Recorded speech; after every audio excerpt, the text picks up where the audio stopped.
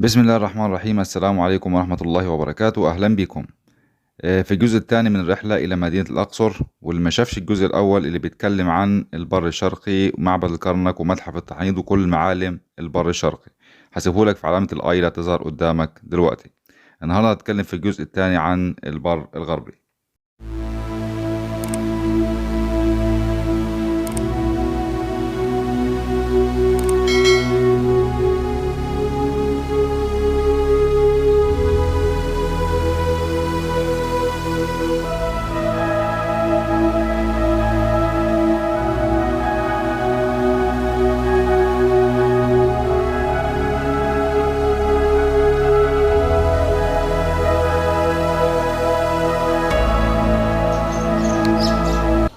في ناس كتير فاكرة إنه السياحة في الأقصر هي سياحة آثار وبس، وما فيهاش جوانب من المتعة والترفيه. لكن الأقصر بتضم سلسلة من حدائق ومسطحات خضراء، أشهرها الحديقة الدولية ومنتزه الندلاند، وهو من أفضل معالم السياحة في الأقصر، وخاصة لما تكون الرحلة عائلية وصحبة أطفال، والاستمتاع بسلسلة من الألعاب التي تلائم كل الأعمار، مع رؤية الحيوانات البرية والهياكل المحنطة والأسماك التي تبحر في البحيرات تحت الماء. هنكمل في ثالث يوم في برنامج رحلة الأقصر مع البر الغربي، ونبدأ فيه مع وادي الملوك، وده من أفضل الأماكن السياحية في الأقصر، والتي تستعرض تقاليد دفن الموتى لدى قدماء المصريين من خلال 120 مقبرة تمتد في البر الغربي لنيل الأقصر، مقسمة على الطراز الفرعوني لملوك ونبلاء الأسرة 18 والعشرين. بعد كده هنروح على وادي الملكات، ده بيقع بالقرب من وادي الملوك، ويشبهه في البناء والنشأة والتاريخ، ولكنه مخصص للسيدات فقط من الأسرة الملكية الفرعونية. بعد كده هنروح على تمثالي ممنون، وهما من المعالم التي لا تفوت زيارتها أثناء السياحة في الأقصر، وكثيرا ما تروى عنهما الأساطير. ويقف عملاقين في البر الغربي على الطريق إلى مقبرة طيبة وادي الملوك في استقبال الزائرين من الضفة الشرقية، وصنع في القرن الرابع عشر قبل الميلاد، وارتفاع كل منهما حوالي 22 متر.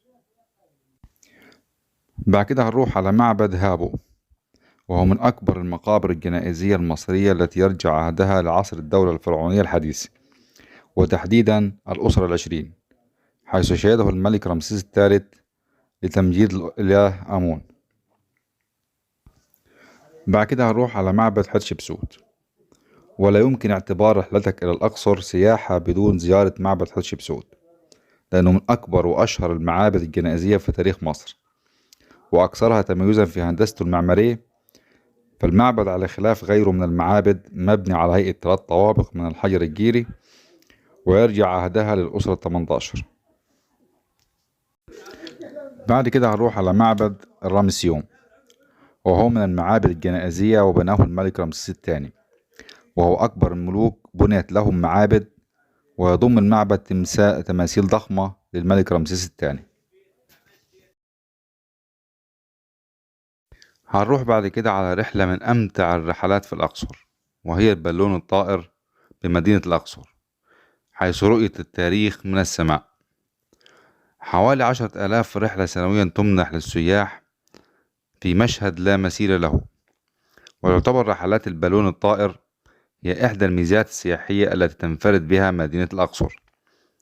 وتشهد الأقصر ذلك النمط السياحي الذي تنفرد به مدينة طيبة الساحرة، ويعتبر بالون الطائر هو نشاط لا يمكن أن تزور الأقصر دون ممارسته.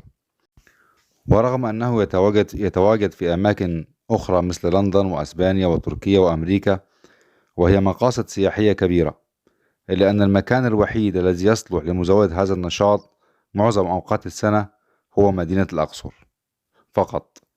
وتتراوح مدة رحلة البالون حوالي من 40 إلى 60 دقيقة بارتفاع 2000 قدم عن الأرض. وبكده تكون خلصت رحلتنا إلى مدينة الأقصر. ممكن ما نكونش غطينا كل مكان في الأقصر، ولكن ستظل الأقصر رحلة ومكان لا ينسى لأي حد يزور المدينة العظيمة بتاريخها وحضارتها ونيلها وناسها الطيبين.